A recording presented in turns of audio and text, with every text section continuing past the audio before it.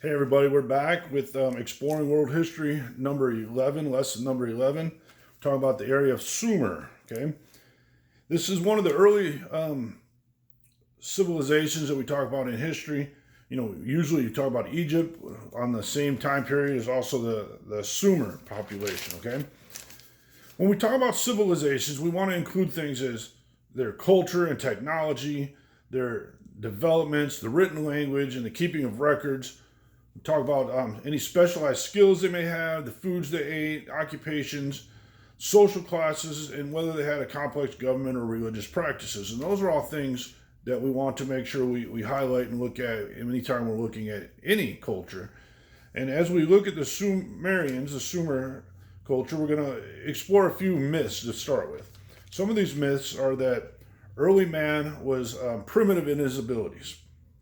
Evolution assumes that there was a very long, slow development of humankind, and it's believed to be nomadic first, cave dwelling, etc., and then they move into cities and slowly, be able to, figure out how to build things and go from there. But those are all myths. The facts, as we talked about before in the Bible, is that historic and archaeological records indicate that nomad and settled populations existed at the exact same time. They were doing both. Humans displayed remarkable skill and knowledge from the very beginning, and archaeology supports this Bible record. So let's get back to the Sumerians. First of all, where were they? Where were the Sumerians? Most people know exactly when you talk about Egypt because it's the same place. But where are the Sumerians? The Sumerians were located in an area along the lower Tigris and Euphrates River, what would be currently southern Iraq. It's also called by the Greeks Mesopotamia, and we in history refer to it very often as the Fertile Crescent. So the Sumerians also had city-states, okay? And what is a city-state? A city-state is basically a city that acts as its own country. It usually, especially in those periods of time, had walls around it, had its own king, its own nobility, its own army, etc. And in the area of Sumer, the largest city-state at the time was the city of Ur. Most of these people were farmers. They used the wheel. They had a yoke and a plow. They had they dug canals and irrigation ditches. They grew some vegetables, and one of their major crops was flax, which they used to produce fibers for clothing. They also domesticated certain animals. Goats, pigs, and sheep were the primary ones. Outside of the farmers, and again, the farmers were the largest group of people, they had some skilled workers and businessmen. The largest of these were sea traders. These sea traders traveled to Egypt and India. They imported wood and precious stones, and they also exported jewelry, dishes, pottery, things like that. So then, of course, under this kind of sea traders or different types of merchants that, set up shops in their own city and sell the things that they brought back and forth. The other group in this that would be kind of considered businessmen or a skilled worker would be the priests, the religious workers. The religion of the time in Sumeria and in Ur is that they believed in many different gods. The Sumerians specifically believed in a lot of different gods, and the people in the city of Ur did as well. But in the city of Ur, they had one main god, which is very common for the time period to have one main god, and yet you believed in other gods. And the moon god, it was the moon god in the city of Ur, and the name was Nana. Nanna. Not your grandma, but the moon god, Nana. The priests also, and they'd have the people build them, but they were called ziggurats. And these ziggurats, we talked about in a different lesson, are very similar to the step pyramids that were in Egypt. And these were kind of flattened pyramid-like temples, usually several stories high. And this is where the priests would go and the people would bring stuff so they could offer prayers and sacrifices and rituals. The priests were also one of the few people who, priests and the business people, who could read and write the language. And they did have, the Sumerians and people in Ur did have their own written language. It was a language we know as cuneiform, from the Latin cuneus, meaning wedge.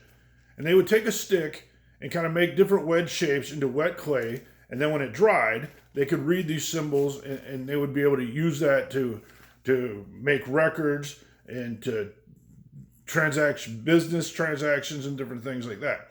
And there was hundreds of different characters and symbols. They used this, like I said, for business, but also they recorded the laws, and they recorded thoughts about their thoughts and different things of life.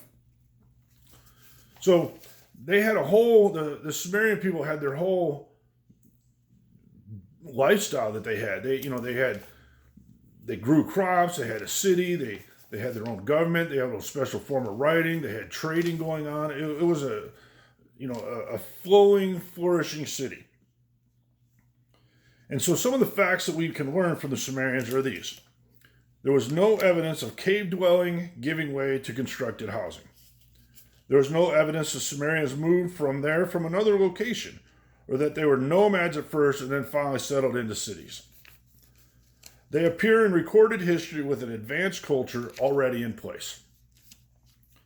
And civilizations emerged in other places at the exact same time that the Sumerians were going on, and this was in China and India as well. So the Sumerian people lasted in the area of Mesopotamia for quite a while, and then just kind of quickly, I'm going to cover a lot of history in a very short period of time of the latter part of the Mesopotamia, okay? So we had the Sumerians. They had their city-state, everything was going great. Eventually it starts to decline in power, and they get overrun. They are overrun by the Akkadians. The Akkadians had their own city-state in the city of Akkad, which was just north of Sumer on the Tigris River. And as they grew in power, they wanted to expand, and they took over Ur and the Sumerians.